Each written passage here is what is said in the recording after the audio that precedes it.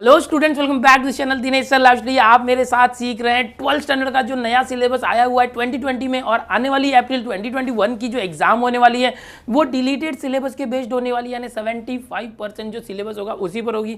जो 25% syllabus delete हो गया है वो एग्जाम में नहीं पूछा जाएगा।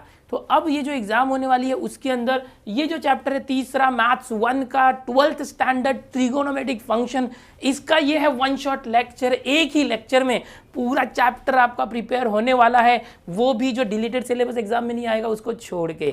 यानी एकदम आसानी से जितना पढ़ना है उतना ही बताऊंगा, जो नहीं आने वाला वो भी बताऊंगा कि कौन सा नहीं आने वाला, बट उसको डिटेल में देखेंगे नहीं, जिससे आपकी कम टाइम के अंदर पूरे चैप्टर की प्रिपरेशन हो जाए। तो चलो शुरू करते हैं one shot lecture of maths 1 trigonometric function chapter number 3। Chapter number 3 के अंदर जो सबसे पहला एक्सरसाइज है 3.1 की बात करेंगे। वो सबसे पहले topic trigonometric equations and their solution के ऊपर बेस्ड है। यानी कि पहला एक्सरसाइज है बहुत आसान, छोटा सा एक्सरसाइज है जिसके अंदर ट्रिगोनोमेट्रिक इक्वेशंस क्या होता है वो आपको देखना है। ऑलरेडी जो मैंने पहले लेक्चर्स बनाए हैं उसके अंदर सारी चीज़ें बेसिक से बताई है, फिर भी थोड़ा थोड़ा मैं बताते रहूँगा। अभी सबसे पहले मैं आपको एक समरी देने वाला हूँ पूरे चैप्टर की। पूरे चैप्टर के अंदर टॉपिक्स कितने हैं, एक्सरसाइज कितने हैं, कौन से टॉपिक डिलीट हुए हैं जो नहीं पढ़ने हैं और कौन से टॉपिक पढ़ने हैं। इसके बाद हर एक टॉपिक के ऊपर हम कंसेप्ट को देखेंगे एग्जाम्पल्स के साथ। तो 3.1 एक्सरसाइज के अंदर ट्रिगोनोमेट्रिक इक्वेशंस क्या होता है वो देखना है, और उसके सॉल्यूशंस कैसे फाइंड करना है वो देखना है। इसके दो टाइप के सॉल्यूशन होते हैं, एक होता है प्रिंसिपल सॉल्यूशन, एक होता है जनरल सॉल्यूशन। तो जो जनरल सॉल्यूशन, यहाँ जो भी मैंने रेड में लिखा है वो टॉपिक डिलीट हो गया है। जो जनरल सॉल्यूशन है पेज नंबर 68 से 74 के सारे जो जनरल सॉल्यूशन के कंसेप्ट और एग्जाम्पल डिलीट हो गए हैं।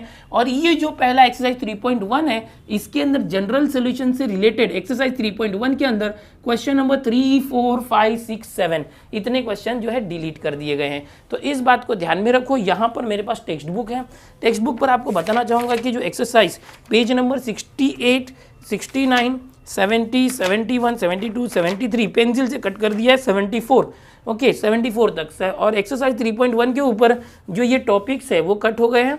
और 3.1 के अंदर क्वेश्चन नंबर 3 से लेके क्वेश्चन नंबर 7 में जनरल सॉल्यूशन पूछा है।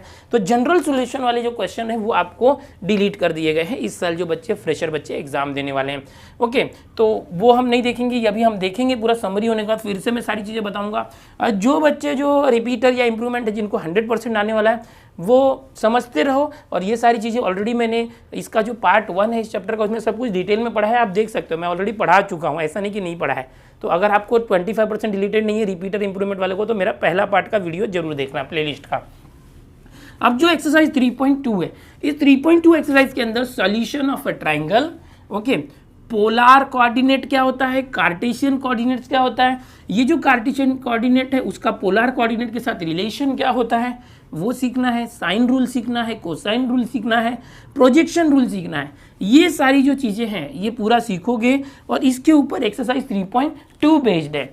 और इसके साथ और एक टॉपिक है, ये जो आप साइन रूल, कोसाइन रूल और प्रोजेक्शन रूल यहाँ पर देखते हो, sine rule, cosine rule and projection rule, इनका एप्लीकेशन जो है इस एक्सरसाइज 3.2 के अंदर दिया हुआ है। तो ये जो एप्लीकेशन आप देखोगे रेड में मैंने लिखा है, ये टॉपिक डिलीट हो गया है। यानी साइन रूल आपके सिलेबस में है, कोसाइन रूल भी है, प्रोजेक्शन रूल भी है। बहुत से बच्चे कमेंट करते हैं सर ये तो डिलीट हुआ है, ये डिलीट नहीं हुआ है। Sine rule, cosine rule and projection rule है, इनका जो एप्लीकेशन वाला पार्ट है ना, application of sine, cosine and projection rule, वो डिलीट हुआ है। सो एग्जैक्टली क्या डिलीट हुआ है एक्सरसाइज 3.2 के अंदर, पेज नंबर 83 से 87, पेज नंबर 83, 84, 85, 86, 87 ये डिलीट हो गया है, नहीं पढ़ना है। इसके ऊपर आपको जो sine rule, cosine rule, projection rule के जो एप्लीकेशन के बेसिस पर अलग अलग फॉर्मूले तैयार होते हैं वो सारे जो है उसके प्रूफ बताए गए हैं, वो डिलीट हुआ है, कुछ एग्जाम्पल्स भी है। ओके, और जो ये एक्सरसाइज 3.2 है हमारा सेकेंड एक्सरसाइज, इस एक्सरसाइज के अंदर जो क्वेश्चन नंबर 10, 11 और 12 3 क्वेश्चन है डिलीट हो गए। क्वेश्चन नंबर 10, 11 और 12 यहाँ लिखा है, देखो मैंने। ओके, इसका स्क्रीनशॉट भी ले लेना ताकि आपको पता चले समरी। अभी 3.3 एक्सरसाइज में आते हैं। जो 3.3 एक्सरसाइज है बच्चों यहाँ पर इनवर्स ट्रिगोनोमेट्रिक फंक्शंस के ऊपर डिपेंड है, जैसे sine inverse x, cos inverse x, उसके ऊपर डिपेंड है। इस 3.3 के अंदर इनवर्स ट्रिगोनोमेट्रिक फंक्शंस के फॉर्मूले हैं, ओके, और प्रिंसिपल वैल्यूज कैसे फाइंड की जाए इनवर्स ट्रिगोनोमेट्रिक फंक्शन की, और उसके साथ ही ये जो इनवर्स ट्रिगोनोमेट्रिक फंक्शंस होते हैं उनकी प्रॉपर्टीज के प्रूफ है, जो कि डिलीट हो गए, रेड में लिखा है, समझ में आ रहा है। Proof of properties of ITF मतलब इनवर्स ट्रिगोनोमेट्रिक फंक्शंस। तो ये जो इनवर्स ट्रिगोनोमेट्रिक फंक्शंस होते हैं जैसे साइन इनवर्स एक्स वगैरह, ओके, इनका अगर कुछ इक्वेशन है तो उसकी जो ना प्रॉपर्टीज कुछ आपके बुक में दी गई है, वो सारी प्रॉपर्टी जो है उनके प्रूफ डिलीट हुए। क्या डिलीट हुए? प्रूफ। लेकिन सिर्फ प्रूफ डिलीट हुए हैं, उसके एग्जाम्पल्स और क्वेश्चन जो है रहने वाले हैं। समझ में आया? तो अब यहाँ पर एक्सरसाइज 3.3 के अंदर आपको आईटीएफ यानी इनवर्स ट्रिगोनोमेट्रिक फंक्शंस पढ़ना है और उनकी प्रिंसिपल वैल्यू कैसे फाइंड करें वो पढ़ना है, ओके। और पेज नंबर 94 से 96 जो है ये डिलीट हुआ है आपकी टेक्स्ट बुक में। अगर आप देखते हैं तो पेज नंबर 94 से 96 यहाँ पर मैं दिखाना चाहूँगा। यस, 94 पर properties of inverse trigonometric function दिया, उसके प्रूफ ये डिलीट है। 95 डिलीट है। 96 पर भी प्रूफ है, डिलीट है। 97 पर एग्जाम्पल 1 दिया है, एग्जाम्पल 1 के ऊपर वाला पोर्शन डिलीट है, और जो एग्जाम्पल्स है वो रहने वाले हैं। खाली जो प्रॉपर्टीज के प्रूफ थे वो डिलीट हुए थे, बाकी सब है। और एक्सरसाइज 3.3 भी जो है पूरा रहने वाला है। 3.3 इस एक्सरसाइज में कुछ भी डिलीट नहीं है आपके बुक के अंदर, खाली इसके जो टॉपिक्स में प्रूफ है properties of inverse trigonometric function वो डिलीट हुआ है। तो इस बात को आप ध्यान में रखो। तो ये पूरा समरी हो गया। मैं चाहूँगा आप एक स्क्रीनशॉट ले लो इसका, जिससे आपको पता चले जो रेड में लिखा है वो डिलीट हुआ है, जो ब्लैक में लिखा है वो है। अब आपने स्क्रीनशॉट ऑलरेडी ले लिया है, तो चलो अब 1 बाय 1 जो पूरे टॉपिक्स है एक्सरसाइज 3.1, 3.2 और 3.2 इसकी तैयारी करें। मैं सारे कंसेप्ट को वापस आपको बताता हूं और किस तरह से सॉल्यूशन फाइंड किया जाता है और ये सारी चीज़ें क्या है, उसका आपको रिवीजन हो जाएगा और हर एक के बेस्ड पर हम एग्जाम्पल्स लेंगे और सॉल्व करेंगे, जिससे एक ही लेक्चर में पूरा चैप्टर आपका प्रिपेयर हो जाए।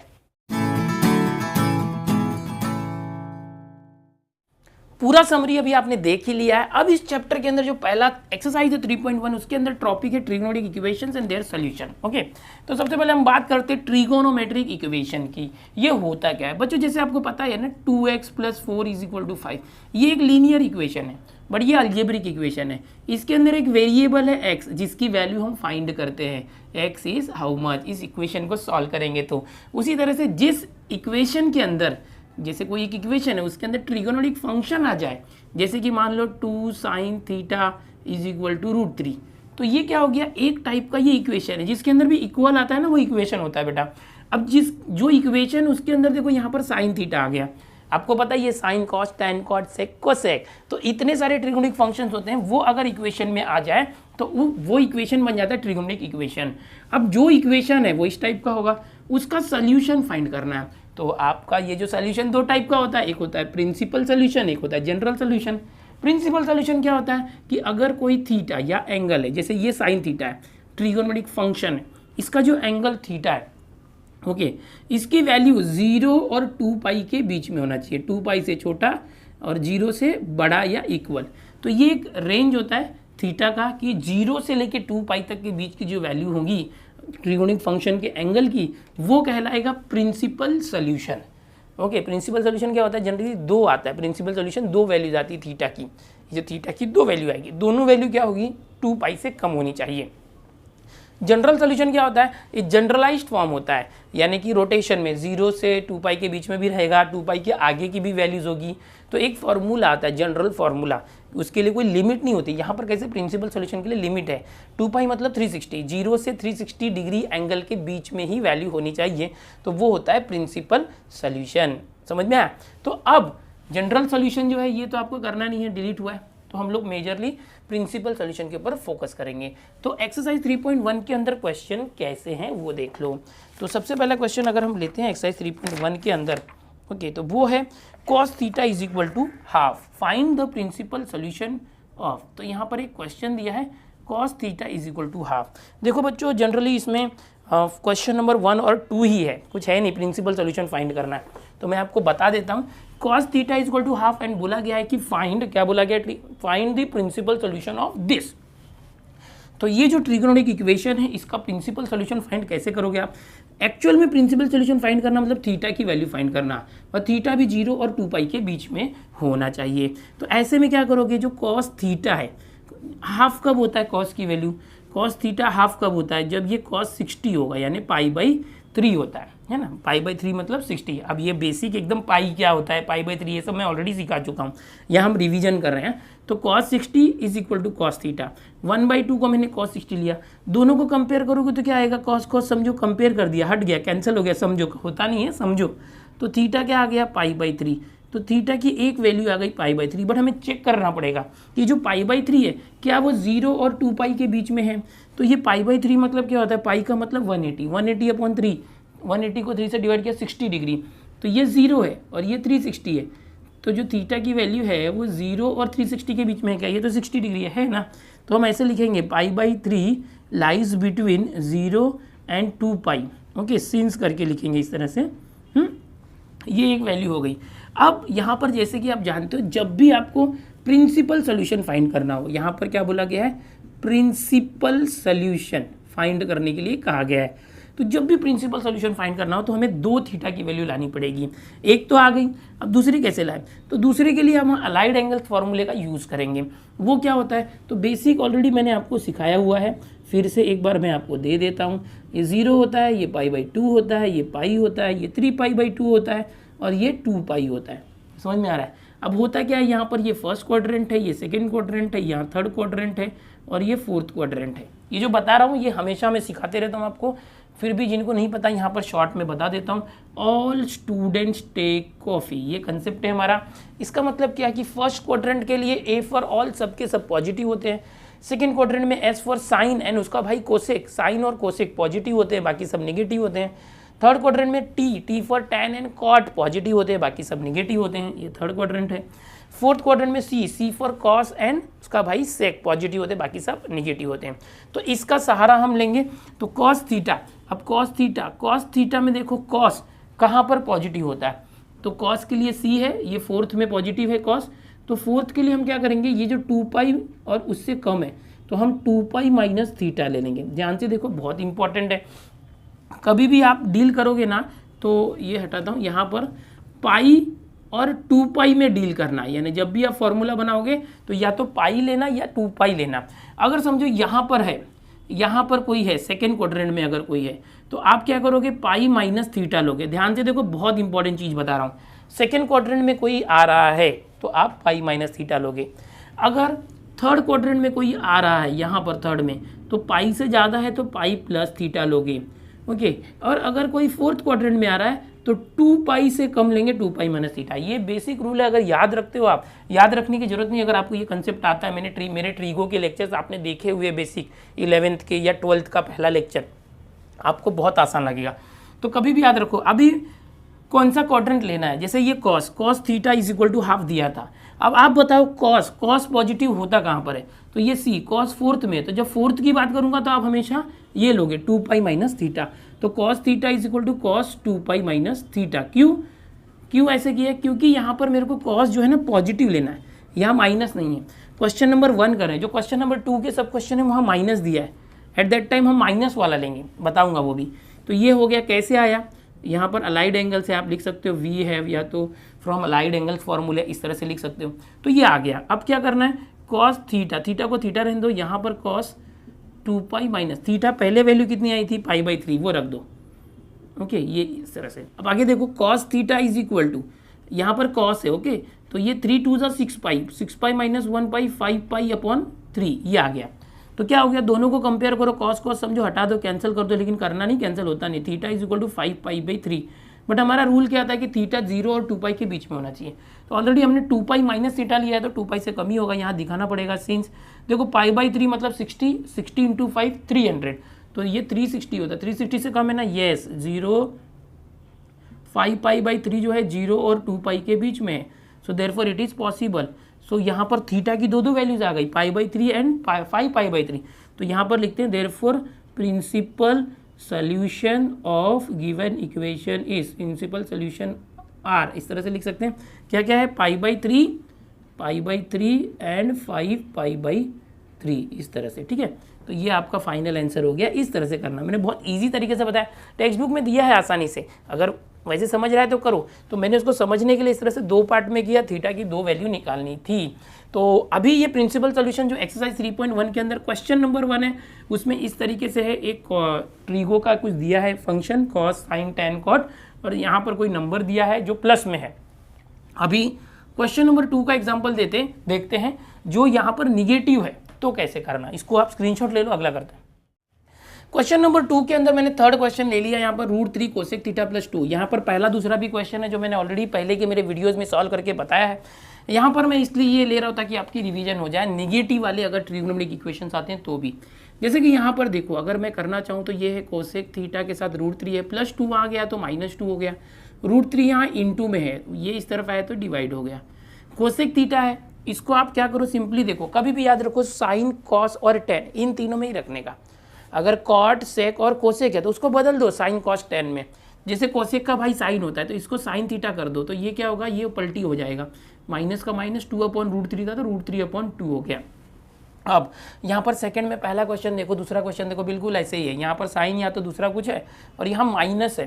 क्वेश्चन नंबर 1 में जो किया था हमने, यहाँ माइनस नहीं था। अगर माइनस आया तो क्या करना, वो यहाँ पर आपको सीखना है। करना वैसे ही, ये थोड़ा सा चेंज है।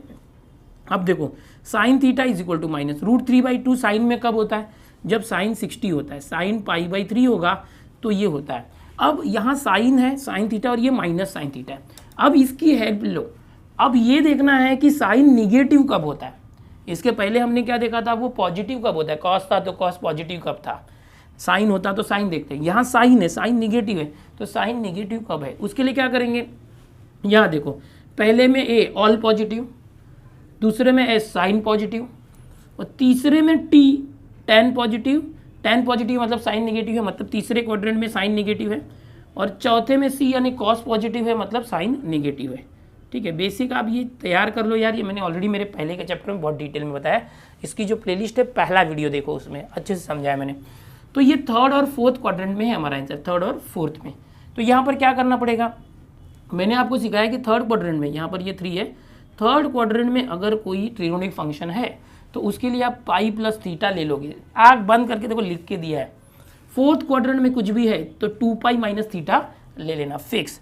तो अब ये माइनस हट जाएगा, क्योंकि थर्ड में क्या है, साइन माइनस है, टेन पॉजिटिव है, टेन और कॉट पॉजिटिव है, मतलब साइन माइनस है। फोर्थ में कॉस और सेक पॉजिटिव है, साइन माइनस है। तो ये माइनस हटाने के लिए मैं इसको थर्ड में रखता हूँ पहले। तो ये हो जाएगा sine theta is equal to, minus हट जाएगा, साइन क्या हो जाएगा, pi plus theta, pi plus π/3 है ना, थीटा की जगह π/3, एंड वापस से लिखो इसको, sine theta is equal to, ये माइनस हटाने के लिए ये फोर्थ क्वाड्रेंट में लो, फोर्थ में क्या है 2 पाई माइनस थीटा, तो साइन 2 पाई माइनस थीटा क्या है, देखो ये π/3 है।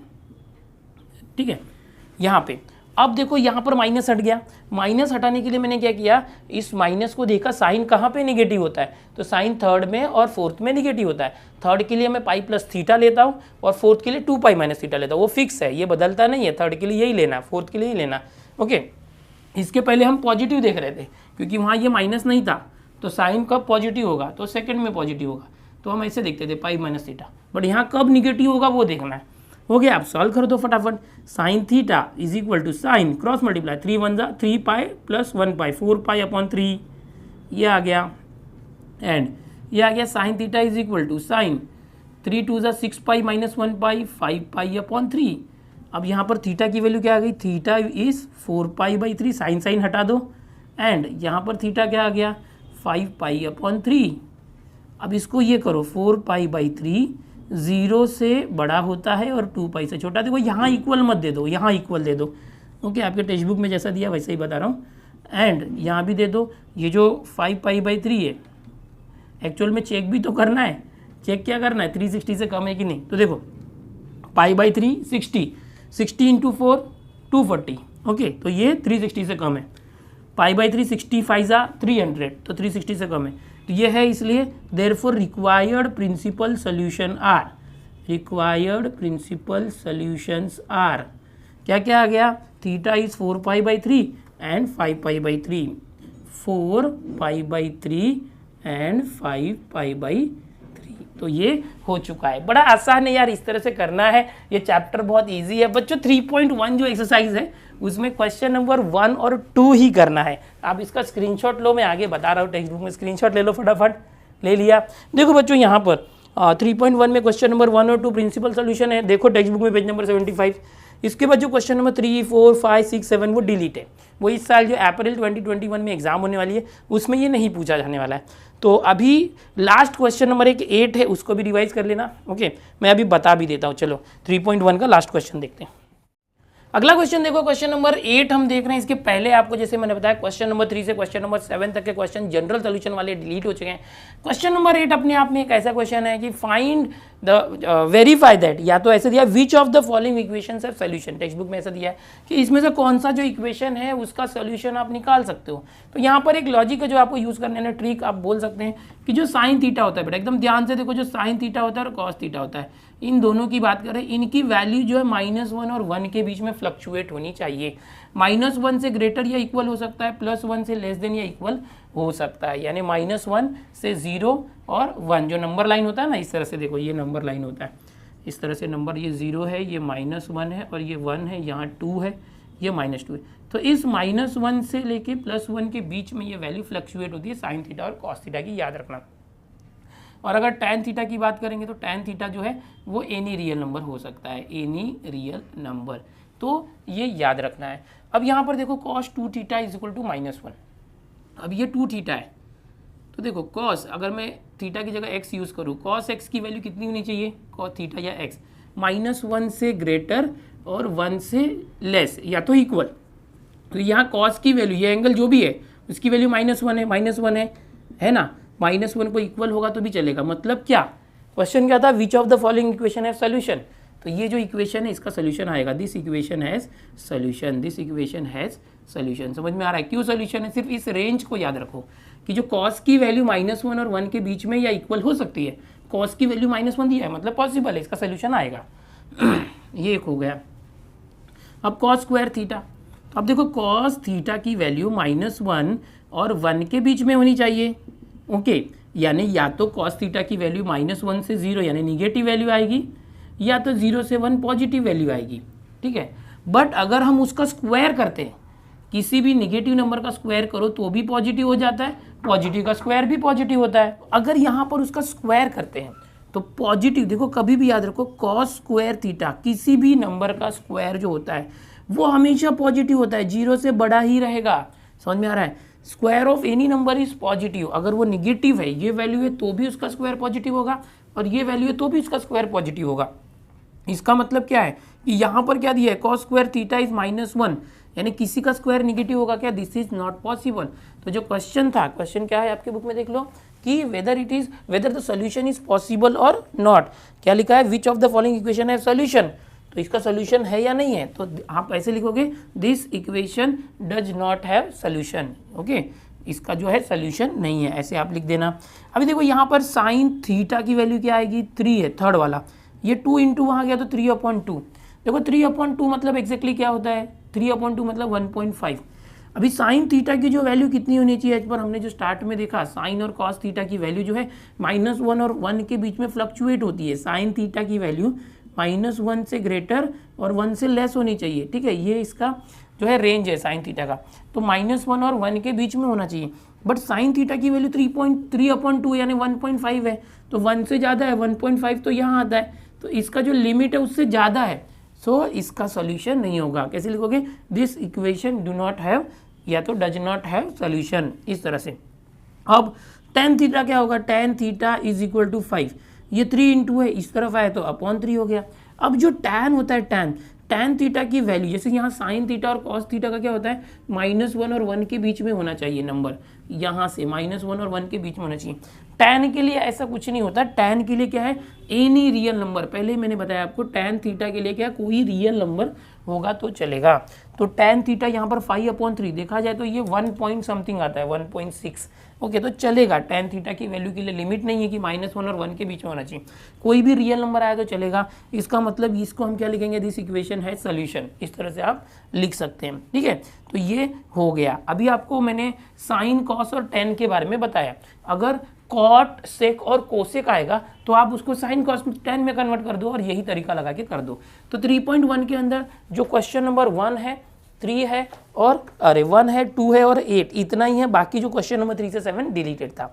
चलो आओ देखते हैं अगला concept, solution of triangle, question number exercise 3.2 के लिए।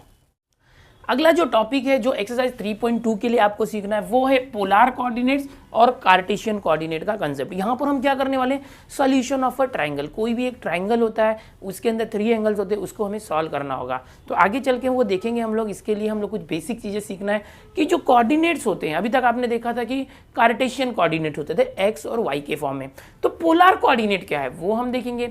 ये देखने के बाद साइन रूल क्या है, कोसाइन रूल क्या है, प्रोजेक्शन रूल क्या है, ये चीज़ें सीखने के बाद आप किसी भी ट्राइंगल का सॉल्यूशन फाइंड कर सकते हैं इन रूल्स का यूज़ करके। अब यहाँ पर इन दोनों को समझाने के पहले हम ये देखेंगे कि अगर समझो कार्टेशियन सिस्टम है, एक्स एंड वाई एक्सिस है हमारे पास, ओके, और यहाँ पर कोई एक पॉइंट है जो है एक्स, वाई, जैसे कि आपको पता ही है ये एक्स क्या होता है, इस एक्स एक्सिस का जो पॉइंट होगा वो, और ये वाई होता है, ठीक है। ये क्या है, कार्टेशियन कोऑर्डिनेट है एक्स, वाई। तो इसी का एक पोलार कोऑर्डिनेट होता है जिसको हम बोलते हैं आर, थीटा। ये होता है पोलार कोऑर्डिनेट और ये होता है एक्स, वाई यानी कार्टेशियन कोऑर्डिनेट। एक्स और वाई के टर्म में होगा कार्टेशियन कोऑर्डिनेट। पोलार कोऑर्डिनेट क्या होता है, या आर और थीटा मतलब क्या है, तो हम क्या करते हैं, जो भी पॉइंट है, suppose this is the point A, तो इस पॉइंट को ओरिजिन के साथ आप जो है ज्वाइन कर दो इस पॉइंट को।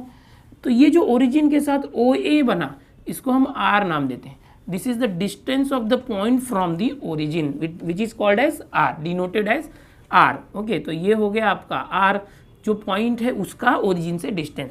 अब हम क्या करते हैं, इस पॉइंट ए से एक्स एक्सिस के ऊपर परपेंडिकुलर ड्रॉ करते हैं, ओके, और यहाँ से ही वाई एक्सिस के ऊपर परपेंडिकुलर ड्रॉ करते हैं।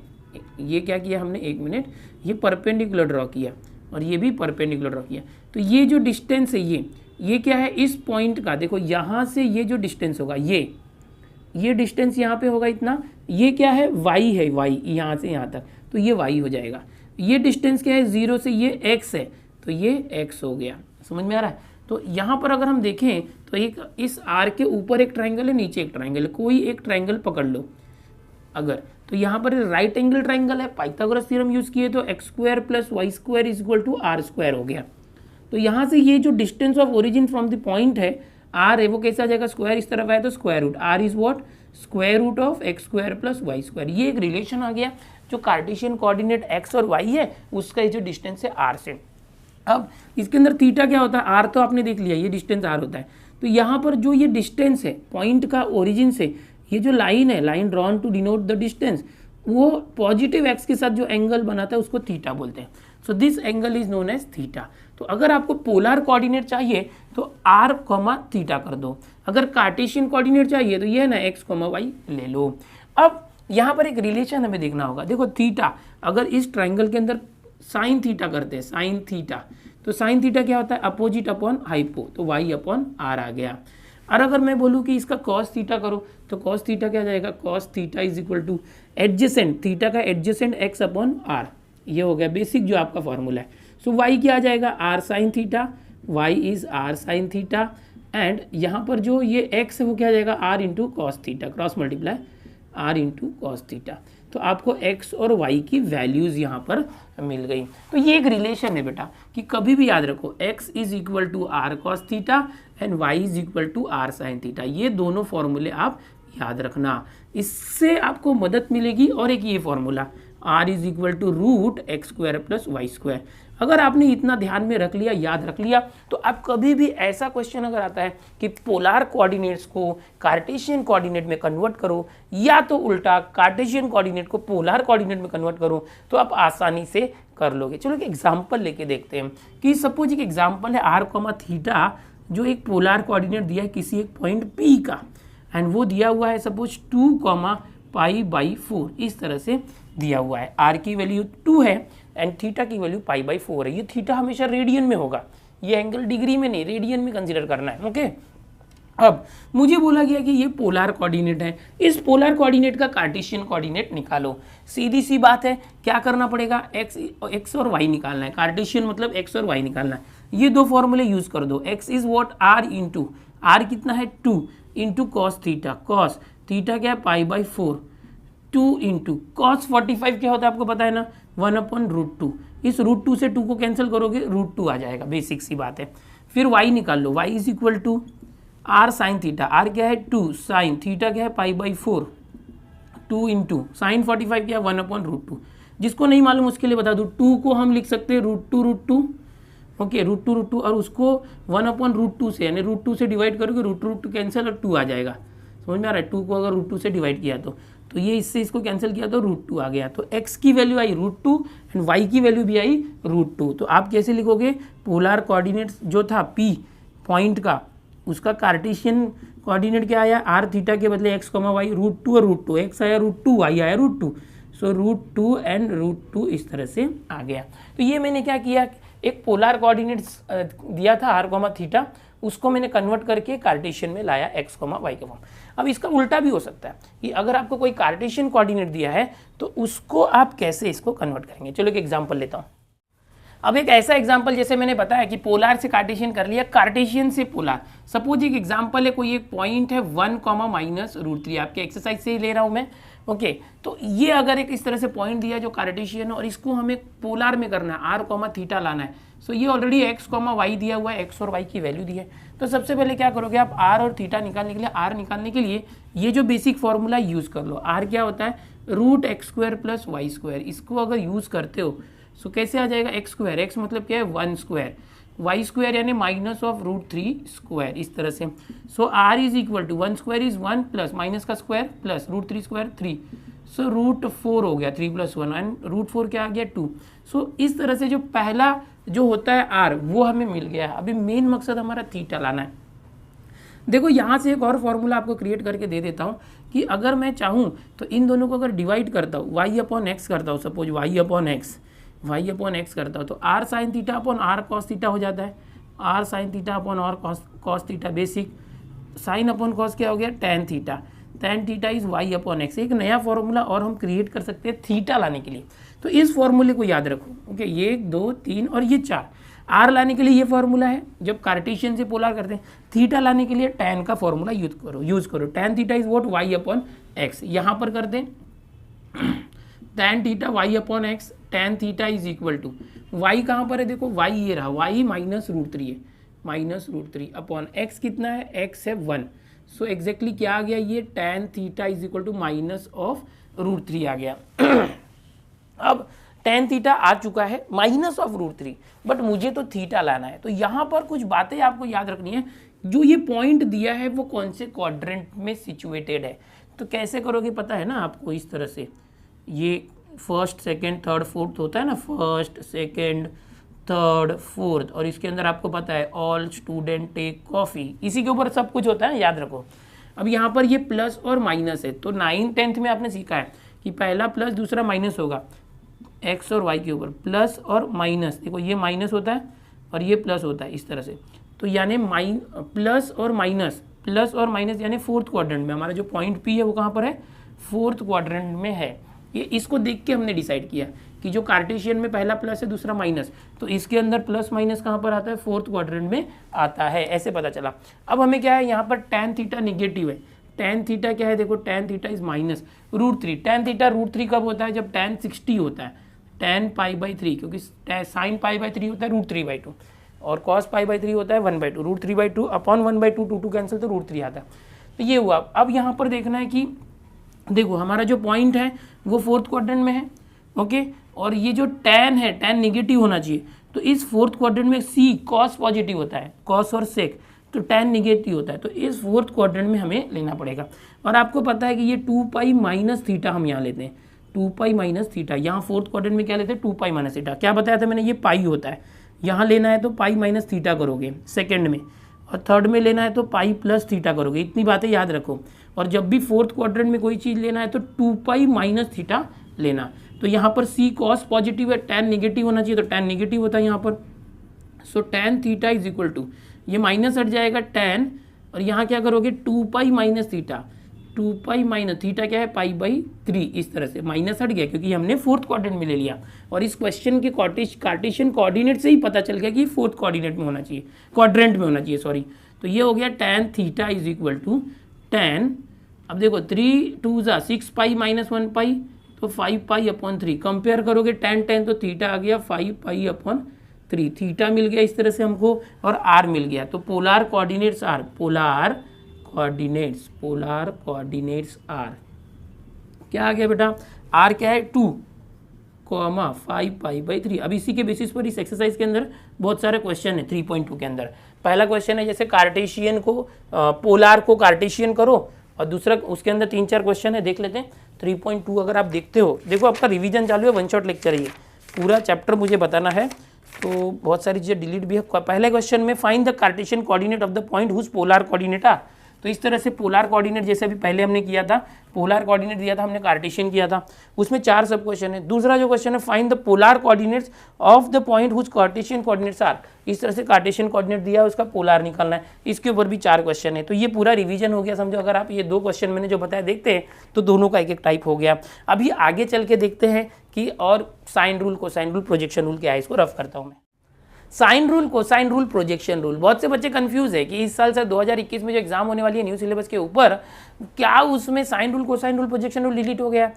तो मैं आपको क्लियर कर देता हूँ, sine rule, cosine rule, projection rule delete नहीं हुआ है, ये आपको पढ़ना है, इसका कंसेप्ट और फॉर्मूला याद रखना है, इसके बेसिस पर क्वेश्चन आएंगे तो सॉल्व भी करना है। तो डिलीट क्या हुआ है, इनका एप्लीकेशन जो है वो डिलीट हुआ है, इनका एप्लीकेशन करके बहुत से नए फॉर्मूले तैयार होते हैं, उनका प्रूफ भी है, तो वो नहीं पढ़ेंगे तो चलेगा। अच्छा, ये जो sine rule, cosine rule, projection rule है, इसके पूरे प्रूफ भी है फॉर्मूले के, जो मैंने ऑलरेडी मेरे जो थियरम सीरीज के अंदर जब ये चैप्टर लिया था उसके अंदर पूरा मैंने कराया हुआ है, तो उस वीडियो को जरूर देखो, थियरम सीरीज प्लेलिस्ट में, वहाँ से सर्च करके देख सकते हो, डिस्क्रिप्शन में लिंक भी मिल जाएगा आपको, ठीक है।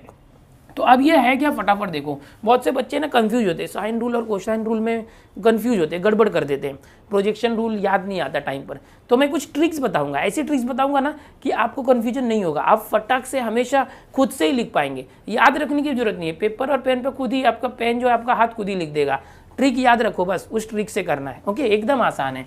तो अब साइन रूल, कोसाइन रूल और प्रोजेक्शन रूल में सबसे पहले साइन रूल को देखते हैं। साइन रूल जो होता है ना, इसके बहुत सारे चेहरे होते हैं, जैसे रावण के 10 मुंह होते हैं, वैसे साइन रूल के भी अलग अलग फॉर्म्स होते हैं। जैसे कि मैं एक बोलता हूँ साइन ए, देखो साइन रूल मतलब इसके अंदर सिर्फ साइन इंक्लूड होगा।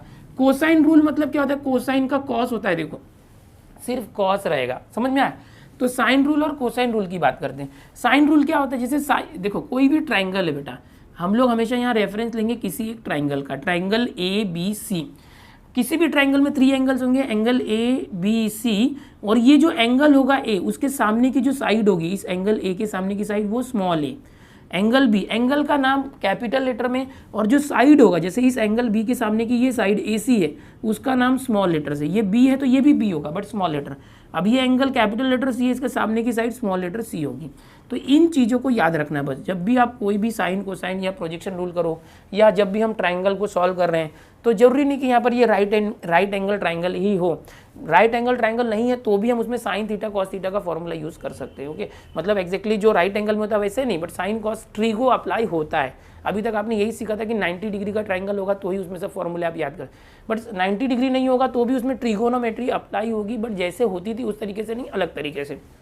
अब जैसे यहाँ पर इस ट्राइंगल के अंदर जो साइन रूल है वो क्या है कि सपोज ये तीनों एंगल है ABC, उनके अगर मैं साइन लेता हूँ, sine A, sine B, sine C, तो ये तीनों जो एंगल के जो साइन है उनका रेशियो उनके साइड्स के साथ स्मॉल a, स्मॉल b और स्मॉल c करते हैं, तो इनका रेशियो इक्वल होता है। इनका रेशियो क्या होता है, इक्वल होता है। इसको हम ले सकते हैं इक्वल टू k, इस तरह से, या तो 2r भी लिखते हैं अगर इसको सर्कल के फॉर्म में एज्यूम करें तो, लेकिन सिर्फ एक कांस्टेंट होता है क्योंकि ये भी कांस्टेंट है, सिर्फ कांस्टेंट याद रखो, थियरम में मैंने वो सारी बातें आपको बताई है। इस तरह से ये साइन रूल लिखा जाता है। इसी साइन रूल को हम ऐसे भी लिख सकते हैं उल्टा, यानी क्या, ये जो a ऊपर रहेगा a upon sine a is equal to small b, मतलब जो साइड है ऊपर रहेगा, angle of sine of angle नीचे रहेगा, c अपॉन साइन c, इस तरह से, और इज इक्वल टू k, ऐसे भी कर सकते हैं, ओके।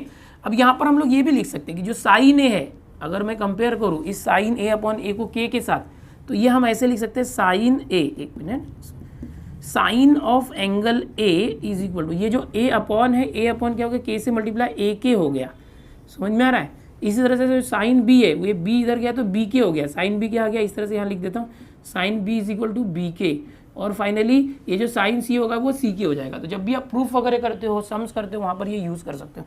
या तो ऐसे कर सकते हो, जो स्मॉल ए साइड है उसको इन फॉर्म ऑफ एंगल करना है, तो ये साइन ए इंटू के, तो के साइन ए हो गया इस तरह से। और ऐसे ही स्मॉल बी क्या आएगा, साइन बी इंटू के, स्मॉल सी क्या आएगा, साइन सी इंटू के। तो ये जो है साइन रूल है, इसको हम ऐसे भी लिख सकते हैं, जैसे मैंने बोला ना अलग अलग फॉर्म्स होते हैं, तो ये अलग फॉर्म हो गया, ये अलग फॉर्म हो गया। A upon B is equal to sine A upon sine B, ऐसे भी इसको लिख सकते हैं, यूज कर सकते हैं। या तो अगर मैं लिखता हूँ बी अपॉन सी, तो यहाँ लिखूंगा साइन बी अपॉन साइन सी। तो मैं ये बताना चाहता हूँ कि साइन रूल लिखने के अलग अलग तरीके हैं। बेसिक आप ये याद रखो या ये याद रखो, ठीक है, और उसको इक्वल टू के करके ऐसे वैल्यूज़ या तो साइन ऑफ एंगल की, साइन ए साइन बी की फाइंड कर सकते हो, या तो किसी एक साइड स्मॉल ए स्मॉल बी स्मॉल सी की। तो ये काफ़ी आसान होता है। अब यहाँ बच्चे कन्फ्यूज होते हैं कोसाइन रूल में, तो कोसाइन रूल आपको पहले बता देता हूँ मैं, कोसाइन रूल लिखा कैसे जाए। तो यहाँ पर साइक्लिक फॉर्म है, प्रोजेक्शन रूल बाद में देखते हैं, चलो पहले कोसाइन रूल देखते हैं। ये याद रखना है कि एक साइकिल ए के बाद आता है बी, उसके बाद आता है सी, इस तरह से एक साइकिल याद रखना है आपको, समझ में आ रहा है। ए बी सी, बेसिक आपको पता है अल्फ़ाबेट ए बी सी, पहले ए आता है, फिर बी आता है, फिर सी आता है। कोसाइन रूल क्या कहता है, अगर आपने ए ले लिया ए, तो उसका स्क्वायर कर दो, ए स्क्वायर इज इक्वल टू, फिर क्या करोगे, ए के बाद क्या आता है बी, इक्वल के बाद बी लिख दो स्क्वायर, प्लस फिर बी के बाद क्या आता है सी, सी स्क्वायर लिख लो, फिर माइनस, फिर क्या करो 2 लिखना, और ये जो इक्वल के बाद बी और सी लिया है ना, उसका मल्टीप्लाई बी सी, फिर क्या करना, कोसाइन रूल है तो कॉस आएगा, कॉस। अब यहाँ बी और सी हमने हर बार लिया था, इक्वल के पहले ए था, तो उसका एंगल जो कैपिटल फॉर्म में वो ले लो। तो ये हो गया कोसाइन रूल, काफ़ी आसान है, नहीं समझा तो देखो, इसी का दूसरा, मैंने ए को कंसिडर किया था ए स्क्वायर, अगर मैं बी लेता हूँ तो बी स्क्वायर क्या आ जाएगा, ध्यान से देखना, बी स्क्वायर लेना, तो बी के बाद क्या आता है सी और उसके बाद ए, तो यहाँ पर लेंगे सी स्क्वायर प्लस ए स्क्वायर, यानी बी के बाद क्या आता है सी, उसके बाद ए, तो दोनों का स्क्वायर हो गया, फिर हमेशा माइनस लेना है, फिर 2 करना है, फिर इन दोनों का मल्टीप्लाई सी ए, फिर कॉस हमेशा लेना है, फिर इक्वल के पहले क्या है बी, उसका कैपिटल लेटर लिख दो, तो वो एंगल हो गया। समझे, नहीं समझा, एक और देखो, अभी बी किया था सी के टर्म में, सी स्क्वायर इज इक्वल टू सी करोगे तो क्या आएगा, ये जो सी के बाद क्या था ए और उसके बाद बी, तो सी के बाद क्या था ए का स्क्वायर प्लस ए के बाद आता है बी, सी के बाद ए के बाद बी, फिर -2 इंटू ये ए और बी का मल्टीप्लाई कर दिया, और यहाँ पर कॉस है, इक्वल के पहले क्या है सी। तो इस तरह से आप कभी भी कोसाइन रूल लिख सकते हो, याद रखने की जरूरत ही नहीं, पैटर्न याद रखो मैं कैसे लिख रहा हूँ। अच्छा, इस कोसाइन रूल के हेल्प से आप कोई भी जो साइड है ए बी सी में से उसकी वैल्यू फाइंड कर सकते हो अगर अननोन है तो, या तो आप कोई एक एंगल भी फाइंड कर सकते हो। अगर आप बोलोगे कि सर कैसे फाइंड कर सकते हैं, तो सपोज ये जो -2 AB cos C है उसको मैं इस तरफ लाता हूँ, हो जाएगा +2 AB cos C हो गया, इज इक्वल टू यहाँ पर ए स्क्वायर प्लस बी स्क्वायर है, ये सी स्क्वायर को उस तरफ ले गए तो -c² हो गया, निगेटिव नंबर इस तरफ आया प्लस हो गया, मुझे सिर्फ cos C चाहिए, cos C, तो क्या हो जाएगा a square plus B square minus C square upon ये जो cos C के साथ ये वैल्यू है 2AB, ये वहाँ जाके डिवाइड हो गया, तो आप cos C की वैल्यू भी यहाँ से निकाल ले रहे हो, cos A की वैल्यू निकालिए तो ये फॉर्मूला यूज़ करो, और उससे ये cos A का फॉर्मूला बन जाएगा, cos B के लिए ये फॉर्मूला यूज़ करो। तो ये सब फॉर्मूला याद रखने की जरूरत नहीं है, बेसिक ये 3 फॉर्मूले याद रखते हो तो वहाँ से cos के भी फॉर्मूले आप डिड्यूस कर सकते हो। समझ में आ रहा है? तो ये हो गया कोसाइन फॉर्मूला। 3 फॉर्म होते हैं जो ट्रायंगल के अंदर 3 एंगल्स होते हैं ABC, बेसिकली ABC ही कंसिडर करना है, PQR LMN नहीं, यहाँ पर स्टैंडर्ड फॉर्म है, ट्रायंगल ABC को ही पूरे चैप्टर में बेस बनाया गया है। ओके, तो यहाँ पर cos A cos B cos C जो भी निकालना होगा उसके अकॉर्डिंग ये तीनों में से फॉर्मूला आप सेलेक्ट करके यूज़ करोगे। वैसे ही यहाँ पर तो ऐसा कुछ नहीं है, अलग अलग फॉर्म है, जो भी आप यूज़ करना चाहो वो यूज़ कर सकते हो। अब आओ चलो प्रोजेक्शन रूल बताता हूँ वो कैसे याद रखना है। देखो ये बेसिक जो साइक्लिक फॉर्म है ना, ये याद रखना है। इसी तौर पर जो है प्रोजेक्शन रूल भी है, बहुत आसान है, इसको जरा जगह बनाना पड़ेगा, मिटाता हूँ फिर बताता हूँ। प्रोजेक्शन रूल के भी फॉर्मूले याद रखना है अगर, तो आप सिर्फ लिखने की ट्रिक याद कर लो। देखो ये साइकिल है, इस साइकिल को याद रखो जिससे हमने कोसाइन रूल याद रखा था। कोसाइन रूल में हमने क्या किया था, स्क्वायर कर दिया था, A square B square C square. यहाँ पर प्रोजेक्शन रूल में स्क्वायर नहीं करना है, याद रखना है इतना। करना क्या है, देखो सबसे पहले अगर ए को कंसिडर करते हैं तो यहाँ लिखता हूँ पहले ए इज इक्वल टू, अब ए के बाद क्या आता है बी और सी आता है, तो आप ए के बाद बी लिख दो, थोड़ा जगह छोड़ के प्लस लिख के सी लिख दो। समझ में आया? नहीं आया तो कोई प्रॉब्लम नहीं, समझेगा अभी।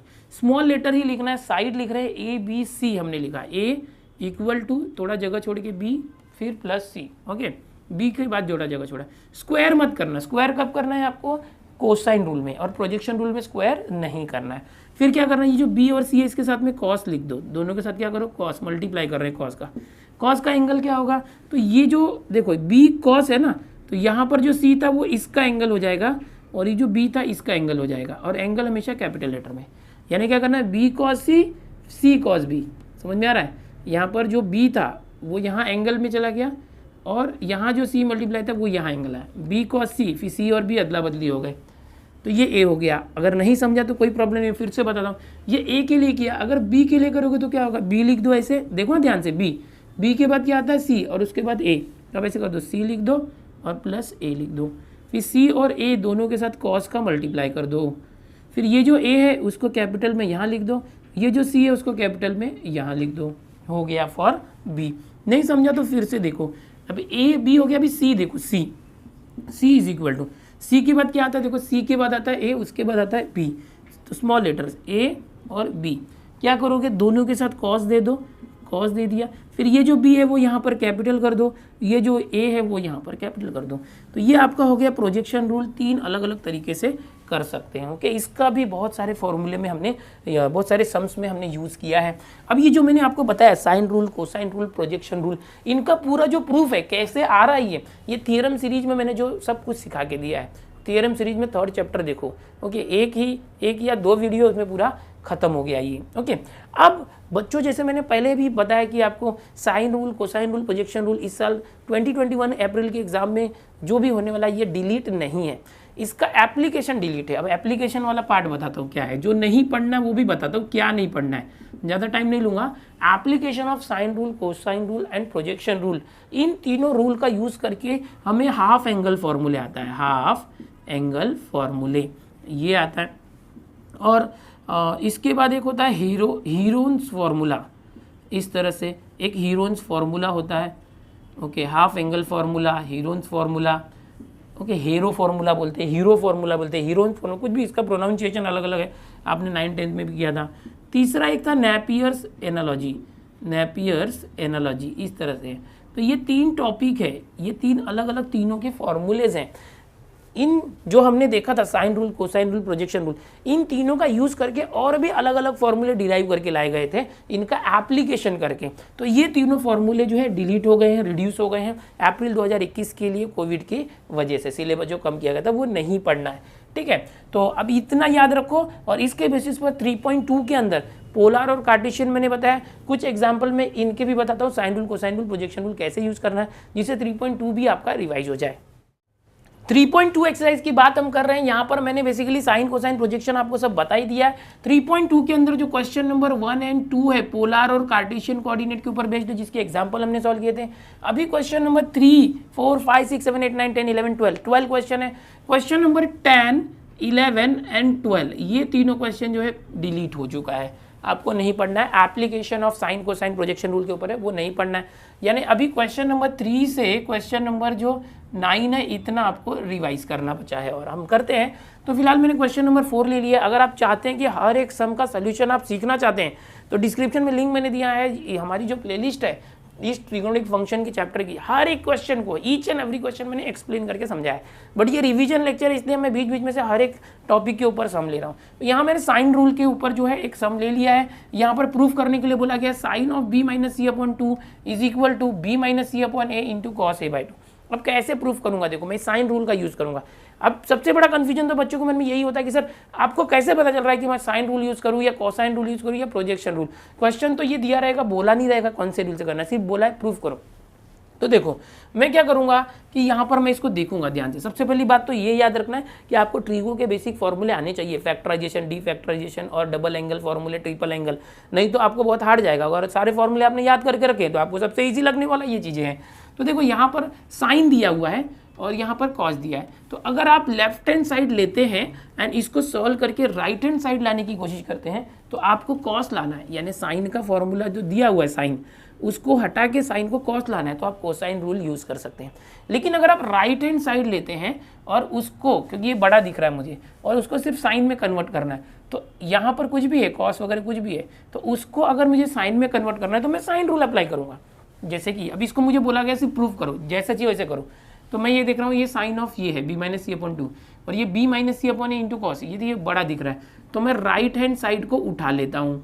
चलो उठा लिया, क्या है वो small b minus C upon small A into cos capital A by 2। अब आप देख रहे हैं मैं कैपिटल ए स्मॉल ए क्यों बोल रहा हूँ, क्योंकि जो कैपिटल में लिखा है वो एंगल है और जो स्मॉल में लिखा है वो साइड है, याद रखना।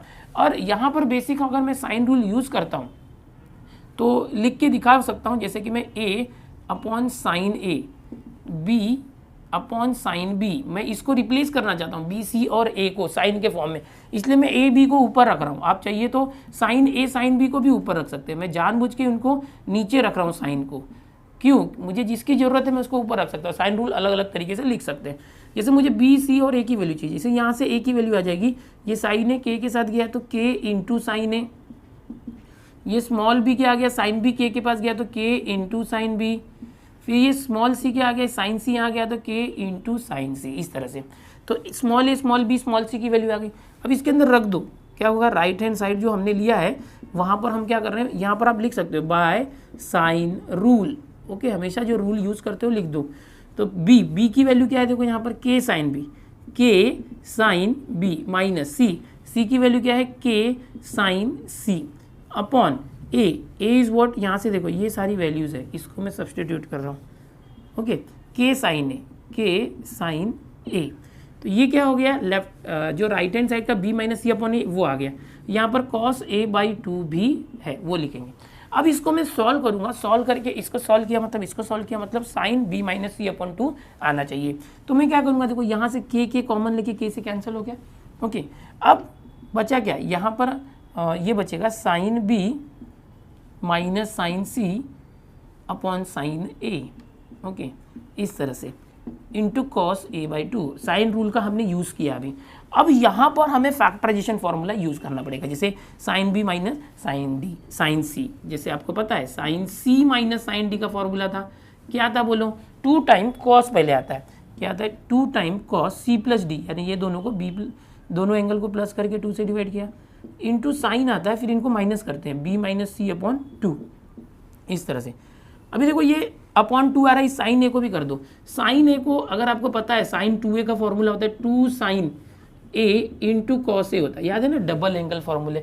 तो मैं क्या करता हूँ, अगर साइन 2 है तो ऐसे करते हैं, अगर सिर्फ साइन ए हुआ तो इस एंगल को हाफ कर देते हैं, हाफ। हाँ, तो साइन 2a का साइन ए रहा तो ऐसा होगा, तो इस साइन ए को कर दूंगा 2 sine a by 2 into cos A by 2, और यहाँ पर क्या है, देखो कॉस ए बाई 2 पहले से था, तो अब होगा क्या, ये जो कॉस ए बाई 2 पहले से था और ये कैंसिल हो गया, समझ में आ रहा है। अब आगे देखो, ये चलो हटाओ इसको, देखो आगे मार्कर चेंज कर दें। अब देखो यहाँ पर क्या होगा, आपको मैंने बेसिक एक तरीका बताया था कि a प्लस बी प्लस सी जो है पाई होता है, याद है ना, कि ट्राइंगल के तीनों एंगल को प्लस किए तो पाई होता है, 180 होता है। अगर इसका हाफ किए तो इसका भी हाफ हो जाएगा, समझ में आया। तो ऐसे कर सकते हैं, इसका हाफ के या तो मैं ऐसे हाफ बाद में करता हूँ, ओके, जो अपॉन 2 बाद में करते हैं। यहाँ पर तरीका बता रहा हूँ कि अगर मुझे देखो यहाँ पर b प्लस सी लाना है, b प्लस सी, तो अगर मैं b प्लस सी लाना चाहता हूँ तो a वहाँ चला गया तो पाई माइनस a हो गया, और अगर मैं 2 करूँ अपॉन 2, सबको 2 से डिवाइड कर दूँ तो ये हो जाता है। तो b प्लस सी बाई 2 को हम पाई बाई 2 माइनस a बाई 2 कर सकते हैं, ठीक है। तो अब वो चीज़ यहाँ पर मैं यूज़ करने वाला हूँ। यहाँ पर देखो ये 2 से 2 भी कैंसिल हो गया, इज इक्वल टू कॉस, ध्यान से देखना, कॉस ये b प्लस, ये माइनस वाले को चेंज नहीं कर सकते हैं ऐसे, क्योंकि ये तीनों के बीच में प्लस होता है, प्लस वाले को चेंज करना।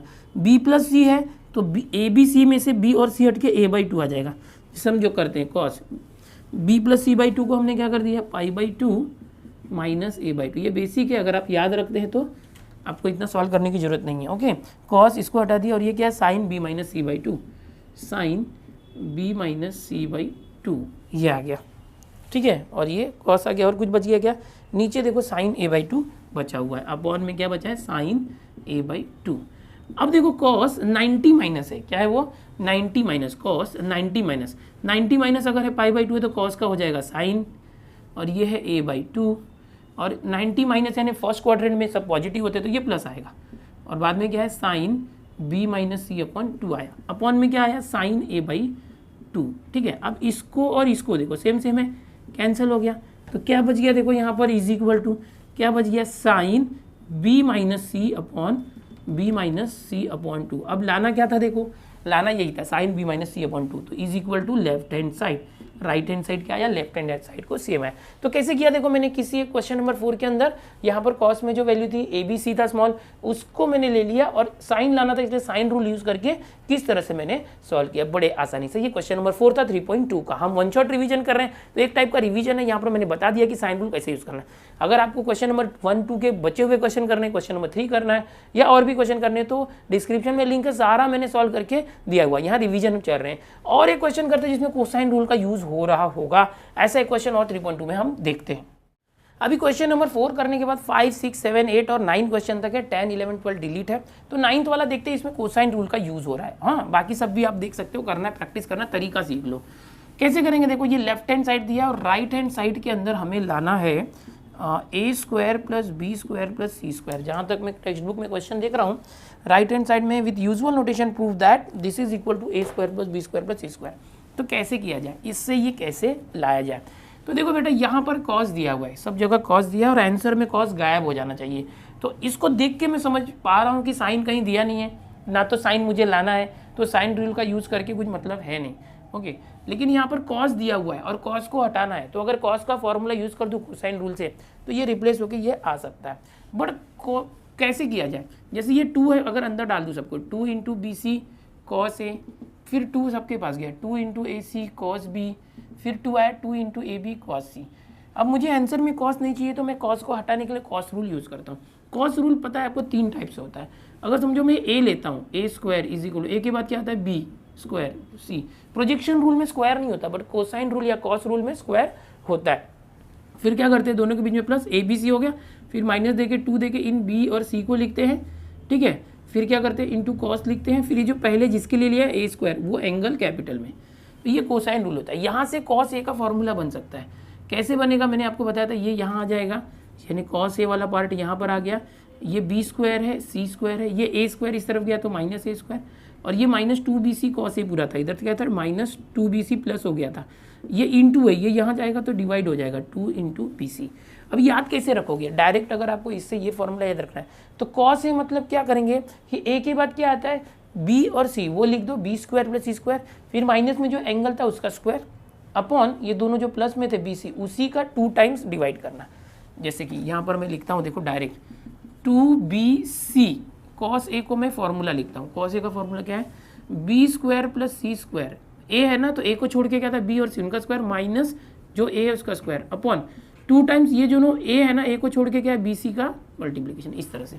अब देखो मैं बिना कॉस बी और सी के फॉर्मूला डिड्यूस किए डायरेक्ट कैसे बताता हूँ रखना है, प्लस 2ac, अब कॉस बी का फॉर्मूला, हाँ कॉस बी के लिए क्या करोगे, बी के बाद क्या आता है देखो इस तरह से ए बी सी इस तरह से, हाँ। अब देखो कॉस बी, बी के बाद क्या आता है देखो सी और ए, तो आप इस तरह से लिख दो सी स्क्वायर प्लस ए स्क्वायर, फिर माइनस करके ना ये जो बी एंगल था जो यहाँ नहीं है वो लिख दो स्क्वायर, अपॉन 2 टाइम्स ये पहले वाले दोनों ने उनको मल्टीप्लाई कर दो, ये हो गया कॉस बी। अब आगे करते हैं, इसको हटा देते हैं यहाँ से।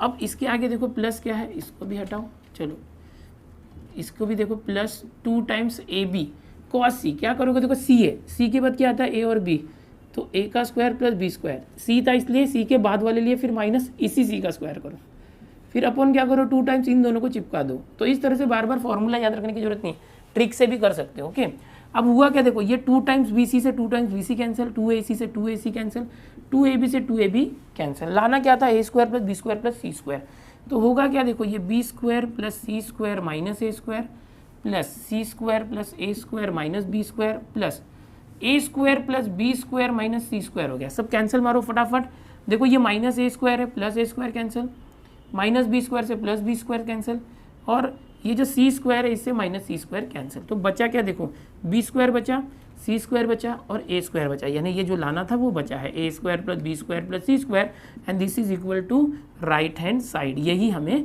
लाना था। समझ में आया, तो कितने आसानी से हमने कोसाइन रूल लगा के देखो इसको प्रूव कर दिया।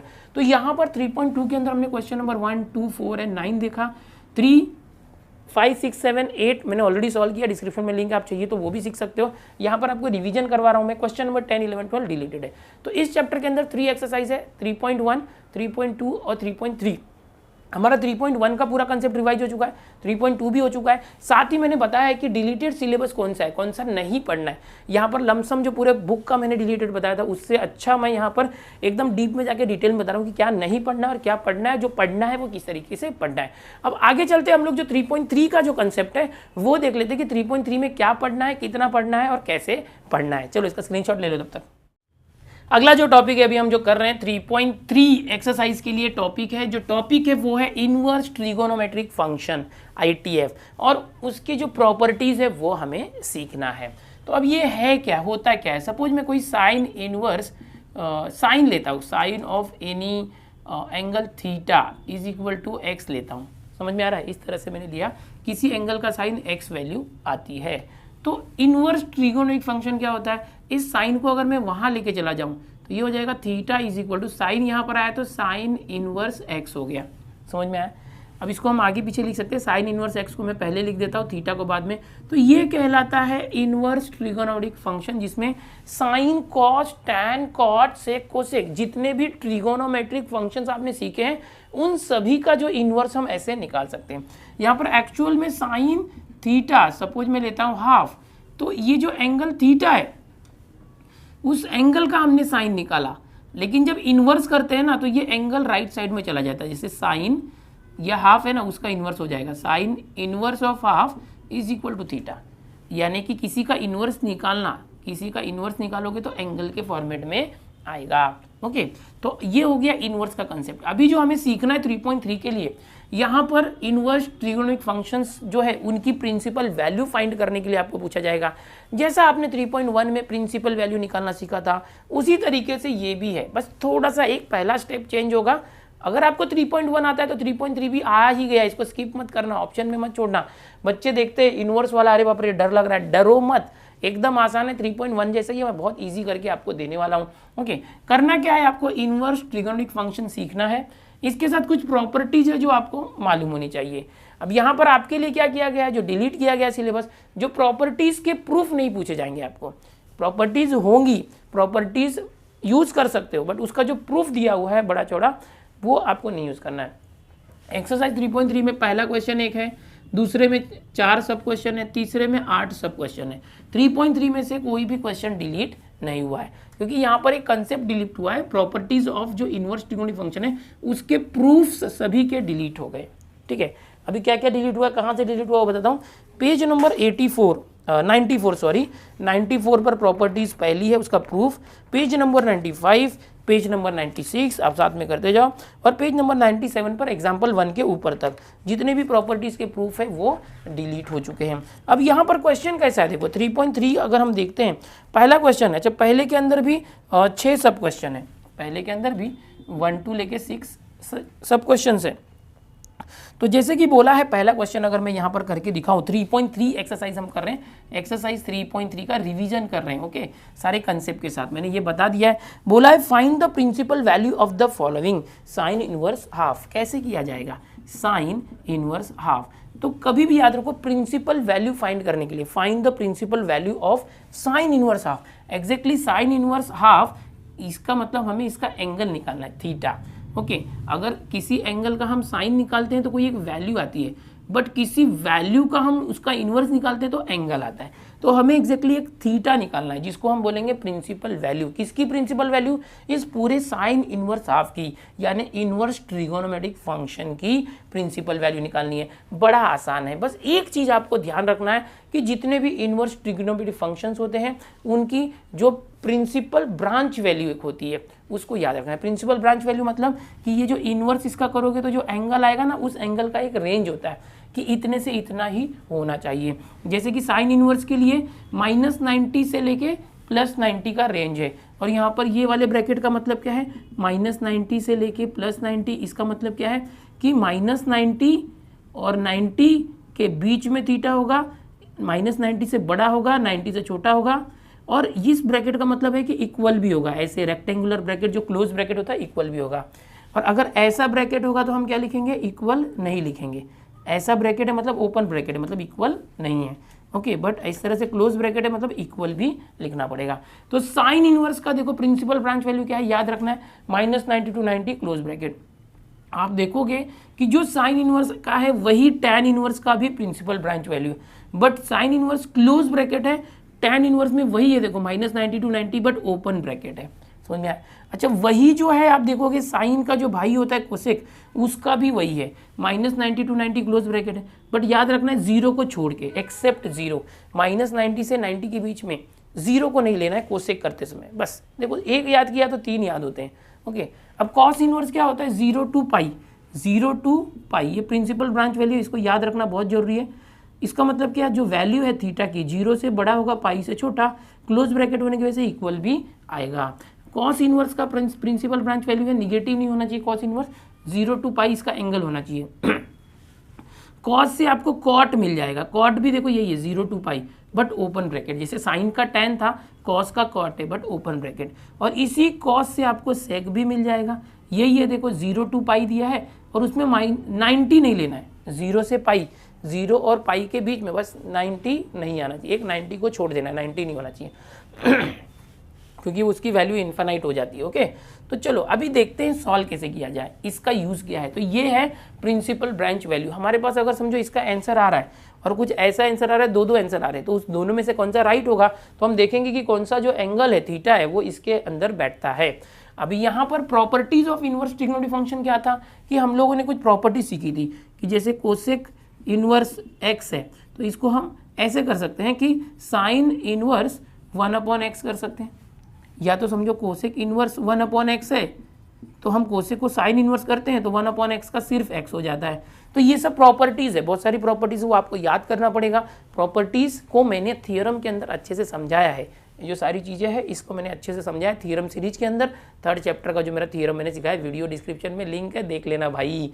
यहाँ पर मैं टाइम वेस्ट नहीं करना चाहता, फटफट रिवीजन करना चाहता हूँ। तो प्रॉपर्टीज़ तो डिलीट हो गई, आप बोलोगे बेटा प्रॉपर्टीज़ नहीं डिलीट हुई, प्रॉपर्टीज़ के प्रूफ डिलीट हुए, प्रॉपर्टी याद करना पड़ेगा एज अ फॉर्मूला, समझ में आया। तो मैं आपको ये सजेशन दूंगा कि आप साइन इनवर्स, कॉस और टैन इनवर्स 3 फॉर्मूले याद रखो, तीनों के प्रिंसिपल ब्रांच वैल्यू याद रखो, और आप चाहिए तो अगर आपको क्वेश्चन में कॉट इनवर्स, सेक इनवर्स या कोसेक है तो उसको कन्वर्ट कर दो साइन कॉस टैन में प्रॉपर्टी यूज करके, और इसके तीनों याद के रख के कर सकते हैं, या तो आप पूरे याद रखो, कोई प्रॉब्लम नहीं, करना क्या है वो एक बार देख लो।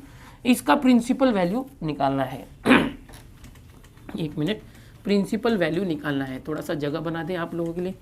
हाँ, तो करोगे क्या, यहाँ पर मान लो साइन इनवर्स हाफ की वैल्यू पता नहीं कितनी, तो एक एंगल थीटा है। अब ये थीटा की वैल्यू क्या आनी चाहिए, साइन इनवर्स है, तो इस साइन इनवर्स के प्रिंसिपल ब्रांच वैल्यू के कॉलम में देखो -90 to 90 होना चाहिए, ठीक है। तो अब यहाँ पर हम क्या करेंगे, बिल्कुल 3.1 के जैसा करेंगे। साइन इनवर्स वहाँ चला गया तो साइन थीटा, सपोज मैं ऐसे लिख रहा हूँ, साइन इनवर्स यहाँ गया तो साइन थीटा, और यहाँ बचा इक्वल टू हाफ, आगे पीछे कर दिया, समझ रहे हो ना। साइन इनवर्स हाफ थीटा है तो साइन इनवर्स यहाँ गया तो sine theta is equal to half, बदली कर दिया इस तरह से। अब साइन थीटा हाफ कब होता है बताओ, साइन थीटा हाफ कब होता है, तो साइन ये क्या होता है, साइन 30 जो होता है, देखो साइन 0 0 होता है, साइन 30 1/2, ओके, साइन 45 1/√2, साइन 60 √3/2 होता है। तो ये साइन 30 है, 30 मतलब क्या, π/6, ओके।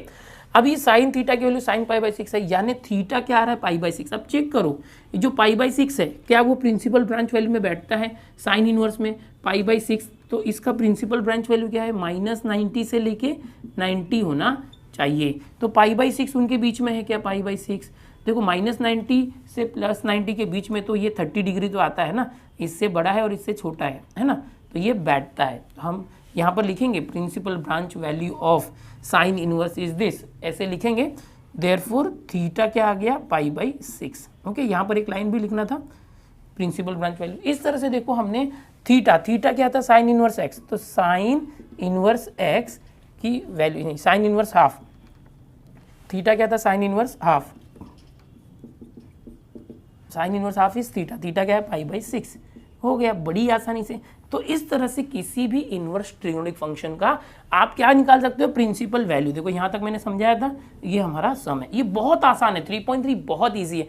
तो जो फर्स्ट क्वेश्चन के अंदर 6 क्वेश्चन है सब ऐसे ही है, sine cos tan cot sec cosec के ऊपर। तो इसका भी रिवीजन कर लो, मैंने सब क्वेश्चन सॉल्व किया, डिस्क्रिप्शन में लिंक है, आपको समझ में आ जाएगा, देख लेना, कोई नहीं आता है तो। अभी आगे चलो, क्वेश्चन नंबर 2 और 3 में कैसे क्वेश्चन है, इसी के जैसे यहाँ पर सिंगल एक था साइन इनवर्स, और भी कोई एक इनवर्स में आ गया प्लस माइनस करके, तो कैसे करना है वो भी 1-2 एग्जाम्पल देख लेते हैं। अब फाइनली आगे देखो, यहाँ पर जैसे 3.3 एक्सरसाइज में मैंने जो क्वेश्चन नंबर 1 सिखाया ना आपको, उसी तरीके से क्वेश्चन नंबर 2 और 3 भी है। बट क्वेश्चन नंबर 1 के जो 4 क्वेश्चन उसमें क्या सिंगल इनवर्स ट्रिगोनोमेट्रिक फंक्शन दिया था। क्वेश्चन नंबर 2 और 3 में क्या है, एक से ज़्यादा है। जैसे कि यहाँ पर मैं 2 के अंदर 4th ले लेता हूँ, जिसमें क्या दिया, कोसेक इनवर्स दिया है प्लस कॉट इनवर्स दिया है, यानी 2 अलग अलग दिया है। तो करना क्या है, जैसा मैंने पिछला क्वेश्चन बताया ना 3.3 के पहले क्वेश्चन जैसा, वैसे ही करना है। मतलब उसमें क्या था, एक ही बार करना था ना, एक ही था क्वेश्चन, यहाँ 2 क्वेश्चन मर्ज करके प्लस में करके दिए। तो आप इन्हीं दोनों को अलग अलग वैल्यूज निकालो, जैसे पिछले क्वेश्चन में किए थे, और बाद में उनको प्लस कर देना। अब जानबूझ के मैं रिवीजन में आपको सेकंड का 4th ले रहा हूँ, जिसमें कोसेक और कॉट है, कोसेक इनवर्स और कॉट है। तो अगर आपको साइन या कॉस टेन आता है तो आपको वैल्यू याद है। अगर कॉट से कोसेक आए तो भी डरने की कोई बात नहीं है, या तो आप प्रॉपर्टी लगा के उसको साइन या टेन में चेंज कर दो, या वैसे रख के करोगे तो भी चलेगा, है ना। जैसे कि अभी देखो, कोसेक इनवर्स को अगर आप चेंज करना चाहो तो कोसेक इनवर्स को साइन इनवर्स कर सकते हो। तो ये माइनस है, ये √2 का 1/√2 हो जाएगा, और प्लस कॉट इनवर्स को टैन इनवर्स में कर सकते हो, ये √3 है तो 1/√3 हो जाएगा। समझ में आ रहा है, ये प्रॉपर्टीज होती है। कॉट को टैन में कर सकते हो, कोसेक को साइन में। इससे मैंने आपको जो सिखाया कि सिर्फ साइन कॉस और टैन की वैल्यू अगर याद रखते हो तो भी चलेगा। अब क्या कर सकते हो, क्वेश्चन हमारा बदल गया, अगर आप नहीं बदलते तो भी चलता। आप कोसेक इनवर्स -√2 जो है, ये कोसेक इनवर्स के इससे निकालो, खाली 0 नहीं आना चाहिए बस। समझ में आ रहा है, थीटा की वैल्यू। और यहाँ पर कॉट इनवर्स है तो कॉट इनवर्स में जो है 0 to पाई आएगा। अरे देखो, टैन का भी, टैन इनवर्स का क्या है -90 to 90, और कॉट इनवर्स क्या है 0 to पाई। फिर उसका ये प्रिंसिपल ब्रांच वैल्यू याद रखना। आप चाहिए तो जैसा था वैसे रख के करो, या ऐसे करो तो भी आंसर आएगा। अब देखो, अगर मैं बदल के करता हूँ तो कैसे आता है। जैसे मान लो कि ये अल्फ़ा है पहला, या इसको x मान लेते हैं, इसको हम मान लेते हैं कि ये x है सपोज, ओके। इसको हम मान लेते हैं y, कुछ भी ले सकते हो, theta alpha beta gamma x y z p q, इसको हम मान लेते हैं y है सपोज। तो ये साइन इनवर्स यहाँ गया तो साइन x = -1/√2। टैन इनवर्स वहाँ पे गया तो y के पास टैन y = 1/√3। देखो, टैन इनवर्स इधर गया y के पास तो टैन y, और यहाँ पे रह गया 1/√3, मैंने अदला बदली कर दिया। अब देखो साइन x, साइन की वैल्यू -1/√2 कब होती है, जब ये होता है माइनस साइन, है ना, ये साइन है, साइन की वैल्यू क्या होगी 1/√2 45 होगा, π/4 इस तरह से। और एंड टैन y = 1/√3 कब होता है, टैन देखो 1/√3 कब होता है, जब ये टैन 30 होगा, टैन π/6 होगा, तब ये होता है ना, जैसे कि 1/2 और √3/2 बराबर, ये हो गया। अब आगे क्या होगा, देखो कि यहाँ साइन पॉजिटिव या निगेटिव है, यहाँ पर निगेटिव था नहीं, तो इसको मैं क्या करूँगा, साइन x, ये माइनस को अंदर ले लेते हैं। साइन की प्रॉपर्टी होती है ना, देखो साइन ऑफ माइनस थीटा क्या होता है, माइनस साइन थीटा होता है, यानी जो साइन है वो माइनस ऑफ एंगल होगा, निगेटिव एंगल का साइन। तो क्या होता है कि जो साइन है वो माइनस को खा नहीं पाता। समझ में आ रहा है, नहीं दिख रहा है क्या, ओके, यहाँ पर लिखता हूँ। चलो देखो, यहाँ पर साइन ऑफ माइनस थीटा है तो क्या होगा, ये माइनस है वो बाहर आ जाएगा, माइनस साइन थीटा, ये प्रॉपर्टी होती है। लेकिन कॉस होगा ना, cos minus theta, cos minus को खा जाता है, कॉस थीटा आता है, तो ये निगेटिव एंगल का प्रॉपर्टी। तो कैसे करना है, देखो अब यहाँ पर ये साइन माइनस बाहर है, साइन के पहले माइनस है, अंदर डाल दोगे तो भी चलेगा, है ना, चीज़ें वही है। अब जैसे ये माइनस मैंने इसको अंदर ले लिया, अगर ऐसे बाहर रहेगा तो अंदर ले सकते हो, ठीक है। अगर कॉस रहता तो हम क्या करते हैं, माइनस का पॉजिटिव ही कर देते थे। ये तो ऑलरेडी tan y = ये दिया हुआ है, ठीक है। अब खाली चेक कर लो एक बार, है ना, चेक करो। क्या चेक करोगे कि यहाँ पर अगर x की वैल्यू, साइन समझो कैंसिल होता है, x की वैल्यू -π/4 है, तो साइन का प्रिंसिपल ब्रांच वैल्यू क्या है, ये तो यहाँ पर क्या है, -45 है, और इसका प्रिंसिपल ब्रांच वैल्यू क्या है, -90 से +90, -90 से +90 के बीच में -45 आता है, यस आता है, तो ये आता है। यहाँ पर आप लिख सकते हो प्रिंसिपल ब्रांच वैल्यू इज, इस तरह से अच्छे लिख सकते हो, है ना, ये -π/4 इनके बीच में आता है। एक मिनट, इस तरह से। और यहाँ पर क्या लिख सकते हैं, tan है तो ये π/6, देखो tan का क्या होता है प्रिंसिपल ब्रांच वैल्यू, -90 से 90, -90 से 90, के बीच में ये जो π/6 आता है, यहाँ पर देखो इक्वल क्यों नहीं लिखना, ये ओपन ब्रैकेट है, ओपन ब्रैकेट में यहाँ इक्वल नहीं आएगा, यहाँ पर क्लोज ब्रैकेट में इक्वल आएगा। तो ये प्रिंसिपल ब्रांच वैल्यू में वैल्यू फिट हो रही है ना, इसलिए जो ये x है, x की वैल्यू यहाँ पर -π/4 हो जाएगी और यहाँ पर जो y है, y का वैल्यू हो जाएगा π/6। अब एग्जैक्टली x मतलब क्या था, x मतलब था ये साइन इनवर्स -1/√2 था x, और y वैल्यू क्या था, tan इनवर्स 1/√3, तो ये y क्या था π/6। अब क्या करना है, देखो हमें करना क्या था, इन दोनों का प्लस, तो इन दोनों को मैंने कन्वर्ट किया था, फिर उसकी वैल्यू निकाली। कन्वर्ट नहीं करते तो भी चलता है बच्चों। अब इसकी वैल्यू रख दो, ये जो क्वेश्चन है कोसेक इनवर्स -√2 मतलब साइन इनवर्स ऑफ -1/√2, इसका वैल्यू x था, x की वैल्यू -π/4, तो -π/4 ये क्वेश्चन वापस से लास्ट में लिख के इसमें रख दो, प्लस कॉट इनवर्स √3 को हमने tan इनवर्स 1/√3 किया था एंड उसकी वैल्यू लाई थी π/6, है ना। ये समझ में आ रहा है। तो ये क्या हो गया, -45 और +30, -45 + 30 क्या जाएगा, -15।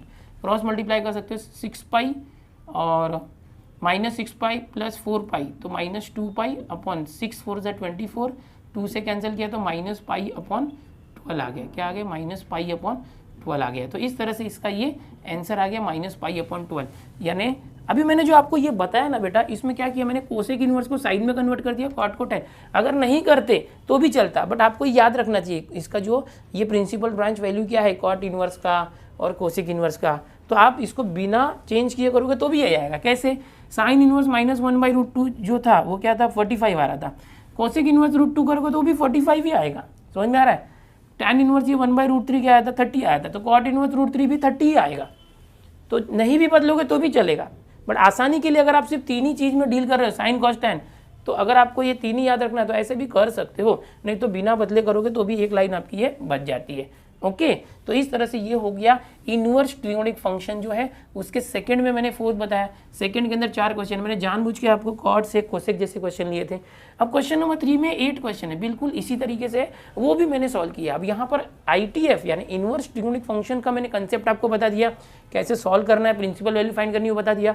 इसके जो प्रॉपर्टीज है वो आपको याद करना पड़ेगा प्रॉपर्टी, बट उसके प्रूफ नहीं पढ़ोगे चलेगा। ठीक है, सारी चीज़ें मैंने पूरे चैप्टर पढ़ाते पढ़ाते सिखाई हुई है। साथ में मैंने थियरम सीरीज में इस चैप्टर के सारे जो थियरम्स है और प्रूफ्स है वो भी सब सिखाया हुआ है। डिस्क्रिप्शन में लिंक दे रहा हूँ, वहाँ से देख लेना। यहाँ पर जो 3.3 जो है उसका भी कंसेप्ट पूरा होता है। तो अब आपके सामने 3.1 एक्सरसाइज, 3.2 एक्सरसाइज, 3.3 एक्सरसाइज, 3 एक्सरसाइज थे, तीनों का कंसेप्ट मैंने पूरा सिखा दिया। इसी के साथ जो डिलीटेड सिलेबस को छोड़ के बाकी सब चैप्टर मैंने इस एक वीडियो के अंदर कवर करने की कोशिश की है। उम्मीद करूँगा आपको सब समझ में आया होगा। स्टूडेंट्स, बहुत मेहनत लग रही है ये 1 शॉट लेक्चर बनाने में, बहुत टाइम लग रहा है, लेकिन ये गारंटी देता हूँ कि अगर आपने ये 1 शॉट लेक्चर देख लिए तो आपका पूरा चैप्टर सिर्फ एक ही लेक्चर में रिवाइज हो जाता है। और फाइनली एग्जाम के लिए आपको पूरे इतने सारे क्वेश्चंस के सोल्यूशन नहीं देखने पड़ेंगे, सिर्फ एक वीडियो देख के आप जो है पूरा कंसेप्ट सीख जाओगे। फिर यहाँ पर अगर क्वेश्चन बदल के भी आता है, चीज़ें आप याद रखते हो, तो आप फटाक से उसका सोल्यूशन निकाल लोगे। तो ये बहुत इंपॉर्टेंट सीरीज है, 1 शॉट सीरीज है, जरूर देखिए इसको अच्छे से। मैंने ऑलरेडी प्रीवियस चैप्टर जो है मैथ्स 1 2 के बना के रखे हैं, आगे की जो बच्चे चैप्टर है वो भी मैं फटाफट बनाते जा रहा हूँ, प्लेलिस्ट को अपडेट कर रहा हूँ। आप लोग अपना रिवीजन जारी रखिए और बोर्ड एग्जाम में आउट ऑफ मार्क्स लाने की कोशिश कीजिए। इस चैनल पर पहली बार आए हो तो चैनल को सब्सक्राइब जरूर कर लो, अपने दोस्तों में शेयर कर दिया करो यार, वीडियोस को बहुत मेहनत लगती है, और हर वीडियो को लाइक भी कर दिया करो। चलो ठीक है, मिलते हैं अगले लेक्चर में और भी 1 शॉट लेक्चर्स के साथ। Bye everyone, all the best, keep studying.